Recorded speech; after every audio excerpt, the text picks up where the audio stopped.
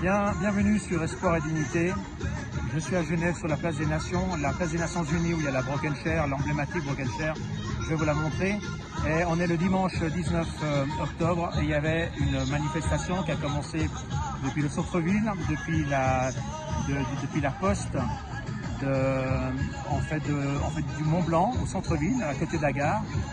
Une manifestation à 14 h qui s'est terminée maintenant sur la place des Nations.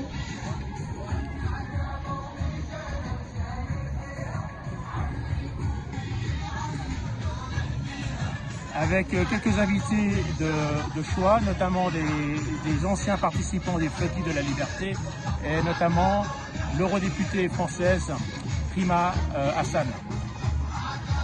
Cette manifestation avait pour but ce jour, 19 octobre à Genève.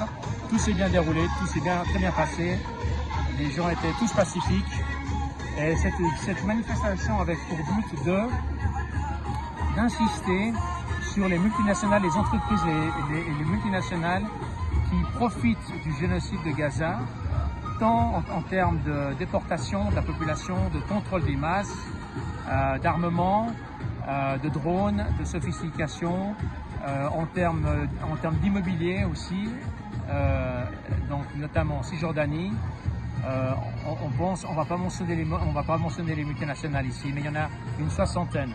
Elles profitent en connaissance de cause, très ouvertement. Il y a même des banques, il y a la grande banque suisse aussi, elle fait partie du coup, comme toujours. Il y a toute une série de multinationales, toutes occidentales ou américaines, occidentales, qui profitent de ce génocide. Et ces noms sont rappelés, le rapport de la rapporteure spéciale Francesca Albanese, qui a été déposé lors de la 59e session des droits humains à l'ONU le 3 juillet dernier. C'est un rapport de 42 pages que vous trouverez aisément sur le site de l'ONU. Originellement en anglais, mais vous pouvez le télécharger dans les principales langues comme l'espagnol, l'arabe, le russe, le français, l'italien. Et ce rapport de 42 pages il est très bien documenté et il épingle une soixantaine de multinationales. Je vous encourage à les voir. Peut-être que je vais juste en donner quelques-unes parce qu'on m'a donné ça, les organisateurs de la manifestation. Je ne vais pas faire trop long avec la vidéo parce que c'est pas des conditions de tournage excellentes avec un mobile. Par contre, j'ai fait beaucoup de photos, beaucoup de films de l'après-midi et j'espère que Abdeljalil pourra les insérer à la présentation.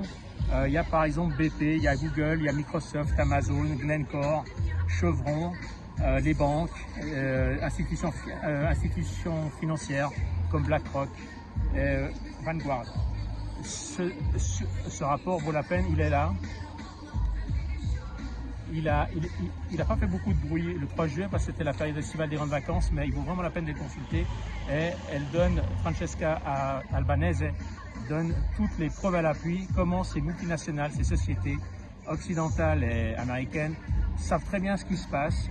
Déportation, extermination, spoliation des Palestiniens tant en Cisjordanie, dans les territoires occupés, que dans la frange de Gaza, la bande de Gaza, et que ces sociétés, ces multinationales profitent éperdument de faire de l'argent.